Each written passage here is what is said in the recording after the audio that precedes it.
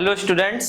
तो आज से आपको इस प्लेटफॉर्म पर 11th और 12th क्लास के लिए पॉलिटिकल साइंस की क्लासेस दी जाएंगी। कोई भी बच्चा ये ना सोचे कि ये जो क्लासेस आपको दी जा रही हैं केवल सीबीएसई बोर्ड के लिए सफिशिएंट हैं, या आप सीबीएसई बोर्ड से कर रहे हैं चाहे एनआईओएस बोर्ड से करें या किसी और दूसरे बोर्ड से कर रहे हैं। ये सभी क्लासेस का जो सिलेबस है बोर्ड्स का वो सेम है। तो आज हम आपकी जो पॉलिटिकल साइंस की दो बुक हैं, पहली बुक का नाम है समकालीन विश्व राजनीति और दूसरी बुक का नाम है स्वतंत्र भारत में राजनीति। आज हम फर्स्ट बुक स्टार्ट कर रहे हैं जिसका नाम है समकालीन विश्व में राजनीति, और उस बुक का आज हम चैप्टर नंबर फर्स्ट स्टार्ट करेंगे, दो ध्रुवीयता का अंत, जिसका इंग्लिश में टाइटल है द एंड ऑफ बायोपोलैरिटी। ये जो चैप्टर नंबर फर्स्ट है ये आपके जब सीबीएसई बोर्ड्स के एग्जाम होंगे या आपके एग्जाम में 6 मार्क्स के लिए पूछा जाएगा। बोर्ड का जब आपका एग्जाम होगा तो उसमें 6 मार्क्स के क्वेश्चंस यहां से पुट होंगे। तो चलिए चैप्टर की शुरुआत करते हैं। देखिए आप चैप्टर के शुरू में देखेंगे कि यहां लिखा है कि प्रथम विश्व युद्ध 1914 से 1918 के बीच हुआ। देखिए जो फर्स्ट वर्ल्ड वॉर था वो 1914 से 1918 यानी 1914 से 1918 के बीच, फर्स्ट वर्ल्ड वॉर 1914 से 1918 के बीच मित्र राष्ट्र और केंद्रीय शक्तियों के बीच हुआ।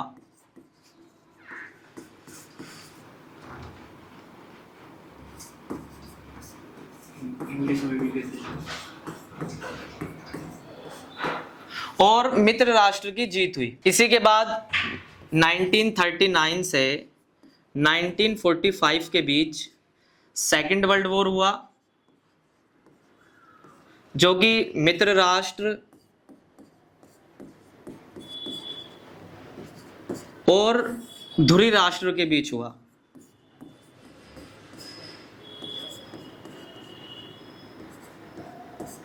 मित्र राष्ट्र में कौन कौन से देश थे? यूएसए, यूएसएसआर, फ्रांस और ब्रिटेन। और ध्रुवी राष्ट्र में थे जर्मनी, इटली और जापान। ये इधर थे। तो ये जो सेकेंड वर्ल्ड वॉर हुआ वो मित्र राष्ट्र और ध्रुवी राष्ट्र के बीच हुआ। सेकेंड वर्ल्ड वॉर के दौरान क्या हुआ कि जो जापान था उसने अमेरिका पर हमला किया। अमेरिका में किस जगह हमला किया? अमेरिका का एक शहर था, उस शहर का नाम था पर्ल हार्बर। पर्ल हार्बर पर यह हमला किया गया। कब किया गया? 1941 में। जापान ने यूएसए के पर्ल हार्बर को ही हमले के लिए क्यों चुना? क्योंकि यूएसए के पर्ल हार्बर में तेल के भंडार थे और जापान अमेरिका में ऐसी जगह पर हमला करना चाहता था जहां हमला करने से अमेरिका को भारी नुकसान हो, इसीलिए हमला पर्ल हार्बर पर किया गया। जाहिर सी बात है जब जापान ने अमेरिका पर हमला किया तो जवाब में अमेरिका ने भी जापान पर हमला किया। जापान ने तो अमेरिका के एक शहर पर हमला किया था, लेकिन अमेरिका ने जापान के 2 शहरों पर हमला किया। एक शहर का नाम था हिरोशिमा और दूसरे शहर का नाम था नागासाकी। हिरोशिमा पर जो हमला किया गया वो 6 अगस्त 1945 को किया गया और नागासाकी पर जो हमला किया गया वो 9 अगस्त 1945 को किया गया। हिरोशिमा पर जो हमला किया गया और नागासाकी पर हमला किया गया कोई साधारण हमला नहीं था, बल्कि अमेरिका ने परमाणु बम यानी एटम बम से हमला किया। कैसा हमला किया? परमाणु बम से। और जिन परमाणु बमों से हिरोशिमा और नागासाकी पर हमला किया गया उनके कुछ कोड नेम थे। जिस बम से हिरोशिमा पर हमला किया गया उसका कोड नेम था लिटिल बॉय, और जिस परमाणु बम से नागासाकी पर हमला किया गया उसका कोड नेम था फैट मैन। और इसी के साथ आप देखेंगे कि ये जो घटना हुई जापान के 2 शहरों हिरोशिमा और नागासाकी में, इसी घटना के साथ हमारा सेकेंड वर्ल्ड वॉर खत्म हो गया। और सेकेंड वर्ल्ड वॉर में भी जीत किसकी हुई? मित्र राष्ट्र की। जब 1945 में सेकेंड वर्ल्ड वॉर खत्म हुआ तभी 1945 में दुनिया में एक दूसरे युद्ध की शुरुआत हुई जिसको हम शीत युद्ध के नाम से जानते हैं। किसके नाम से जानते हैं? शीत युद्ध या कोल्ड वॉर। शीत युद्ध या कोल्ड वॉर आप कह लेंगे इसको। देखिए शीत युद्ध जो है ये 1945 में शुरू हुआ और 1991 में क्या हुआ, खत्म हुआ। किस किस के बीच हुआ, दो महाशक्तियों के बीच हुआ। पहली महाशक्ति का नाम था यूएसए और दूसरी महाशक्ति का नाम था यूएसएसआर। यूएसए की फुल फॉर्म है United states of America, Hindi में आप बोलेंगे अमेरिका। और यूएसएसआर की फुल फॉर्म है United union of Soviet socialist Republic. English में, हिंदी में आप कहेंगे सोवियत संघ, सोवियत संघ। इन दोनों के बीच ये शीत युद्ध हुआ। आप देखेंगे जब मैंने आपको सेकंड वर्ल्ड वॉर के बारे में पढ़ाया तो मैंने आपको ये बताया कि अमेरिका और यूएसएसआर दोनों साथ में थे। फिर ऐसी कौन सी समस्या दोनों के बीच पैदा हो गई कि अभी तक जो आपस में दोस्त थे और साथ थे वो आपस में दुश्मन बन गए और इन दोनों के बीच ही एक युद्ध शुरू हो गया जिसको हम किसके नाम से जानते हैं, कोल्ड वॉर के नाम से जानते हैं। तो देखिए ये जो युद्ध हुआ ये इसलिए हुआ कि दोनों में से ज्यादा ताकतवर कौन, ज्यादा शक्तिशाली कौन, ये युद्ध इस बात का था। दूसरा ये युद्ध किस बात का था कि किसकी विचारधारा बेहतर है, विचारधारा का युद्ध था। विचारधारा क्या होती है, विचारधारा होती है बच्चों आइडियोलॉजी। ये जो यूएसए था इसकी विचारधारा थी पूंजीवादी और जो सोवियत संघ यानी यूएसएसआर था इसकी विचारधारा थी समाजवादी। अमेरिका का कहना था कि ये पूंजीवाद बेहतर है और सोवियत संघ का ये कहना था कि ये समाजवाद बेहतर है। और अमेरिका का कहना था कि ज्यादा ताकतवर वो है और यूएसएसआर का कहना था कि ज्यादा ताकतवर यूएसएसआर है। इसी बात को लेकर दोनों के बीच क्या शुरू हुआ, शीत युद्ध शुरू हुआ। और कब शुरू हुआ, 1945 में। और कब खत्म हुआ, 1991 में। तो आप ये देखेंगे कि ये जो चैप्टर है जिसका टाइटल है दो ध्रुवीयता का अंत, चैप्टर का नाम क्या है, दो ध्रुवीयता का अंत। तो इस चैप्टर का मतलब आप नाम का मतलब आप समझिए, इंग्लिश में बोलेंगे द एंड ऑफ बायोपोलैरिटी। मैंने अभी आपको बताया कि जो शीत युद्ध है किस किस के बीच हुआ, अमेरिका और यूएसएसआर के बीच हुआ। जब अमेरिका और यूएसएसआर के बीच ये कोल्ड वॉर शुरू हुआ, शीत युद्ध शुरू हुआ, तो अमेरिका और सोवियत संघ दोनों ने पूरी दुनिया को दो भागों में बांटना शुरू किया। कितने भागों में, दो। जो देश अमेरिका के साथ गए वो पहली दुनिया कहलाए, जो दुनिया के देश अमेरिका के साथ गए वो पहली दुनिया यानी फर्स्ट वर्ल्ड कहलाए, और जो यूएसएसआर के साथ गए वो दूसरी दुनिया यानी सेकंड वर्ल्ड कहलाए।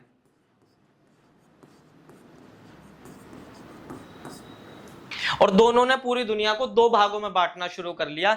इसीलिए राजनीतिज्ञों ने यह कहा कि शीत युद्ध के दौरान दुनिया दो ध्रुवीय हो गई। कितनी ध्रुवीय, दो ध्रुवीय। दो ध्रुवीय का मतलब बायोपोलर हो गई, यानी पूरी दुनिया के अंदर पावर के दो सेंटर थे। एक सेंटर का नाम यूएसए था और दूसरे सेंटर का नाम यूएसएसआर था। इसीलिए दुनिया कितने ध्रुवीय कहलाई, दो ध्रुवीय यानी बायपोलर। लेकिन 25 दिसंबर को 1991 में, 25 दिसंबर को 1991 में ये जो यूएसएसआर था ये खत्म हो गया। देखिए बच्चों, यूएसएसआर जो था वो 15 गणराज्यों का समूह था। कितने गणराज्यों का, 15 गणराज्यों का समूह, 15 रिपब्लिक्स का एक समूह था जो कि 25 दिसंबर को 1991 में एक दूसरे से क्या हो गए, अलग अलग हो गए। और इसी के साथ दुनिया जो है वो दो ध्रुवीय से कितने ध्रुवीय हो गई, एक ध्रुवीय।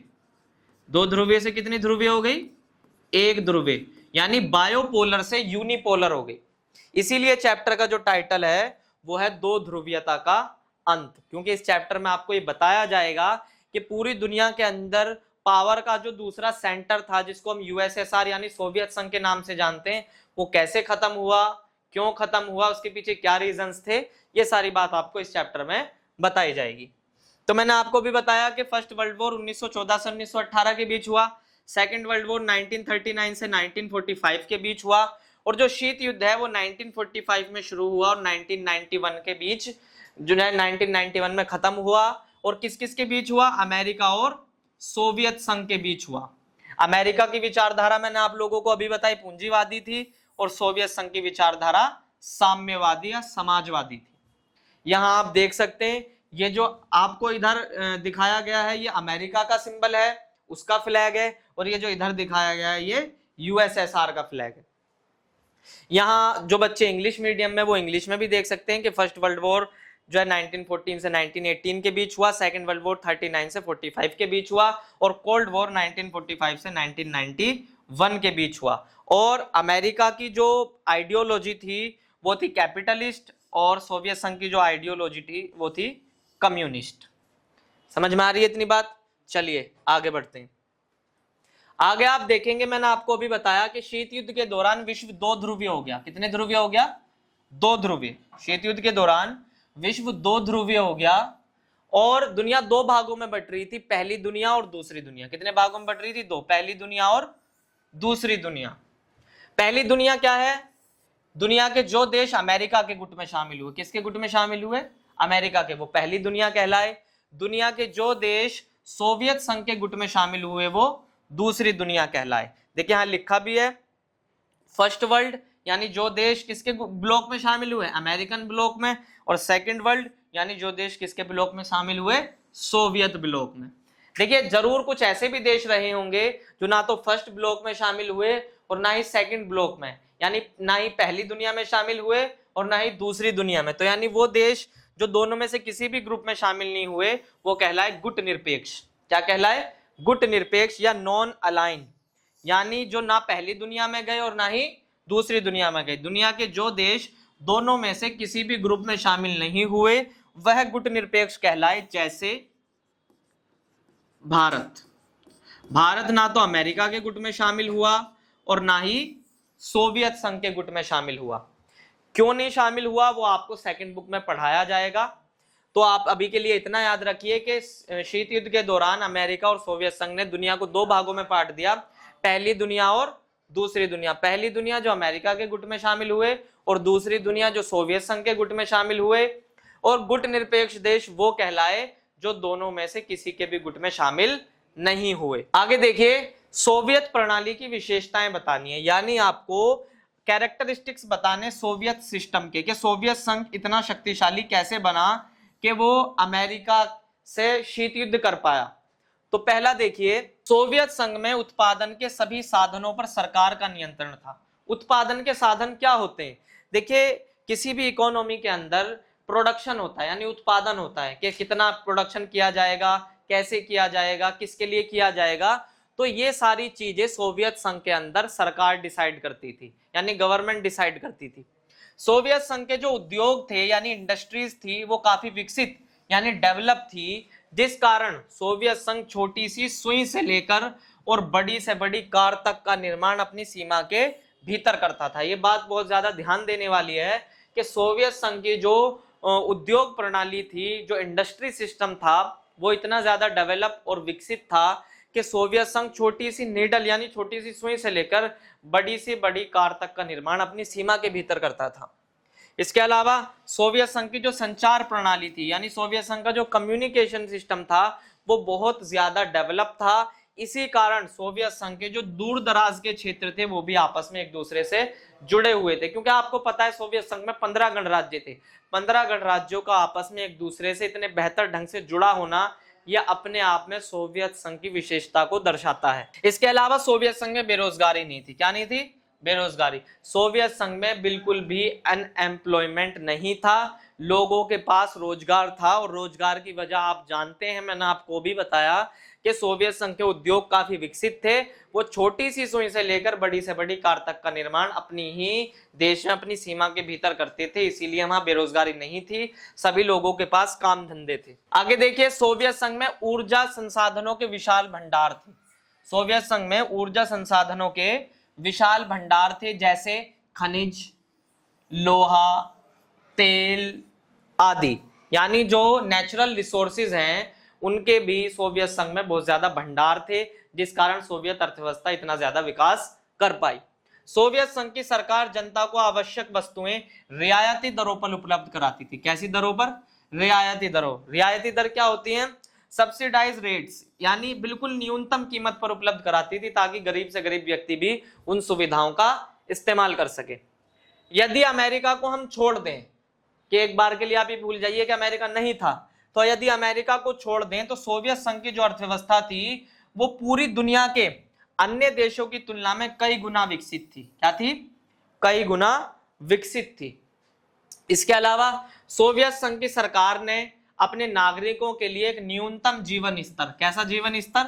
न्यूनतम जीवन स्तर, यानी एक बेसिक लाइफ स्टाइल जो है सुनिश्चित कर रखा था। इसमें सरकार बुनियादी जरूरतों की चीजें जैसे शिक्षा है यानी एजुकेशन है, स्वास्थ्य है, न्यूनतम दरों पर उपलब्ध कराती थी ताकि गरीब से गरीब आदमी, निचले से निचले तबके का आदमी भी इन सुविधाओं का काफी बेहतर ढंग से इस्तेमाल कर सके। तो ये सभी जो आपने पीछे देखी ये थी सोवियत संघ की विशेषताएं।